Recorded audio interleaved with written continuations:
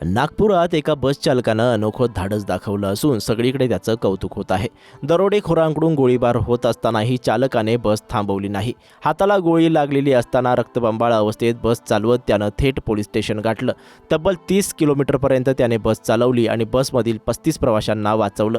अमरावती नागपूर हायवेवर हा थरार घडलाय। मिनी बसमध्ये एकूण 35 प्रवासी प्रवास करत होते।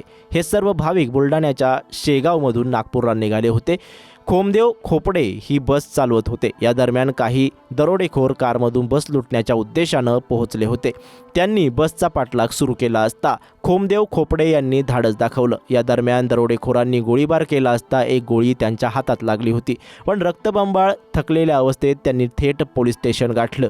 दरोडेखोरांनी बसच्या काचेवर एकूण 4 गोळ्या झाडल्या। यातील 3 गोळ्या खोमदेव खोपडे यांनी चुकवल्या, पण एक गोळी त्यांच्या हाताला लागली। प्रचंड वेदना आणि रक्तस्राव होत असतानाही त्यांनी हार मानली नाही।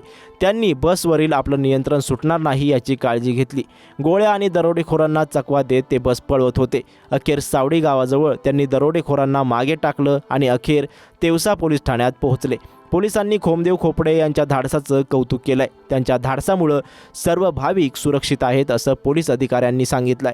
खोमदेव खोपडे अमरावतीमध्ये अंबे माता मंदिराजवळ थांबले होते। त्यानंतर त्यांनी नागपूरचा प्रवास सुरू केला होता।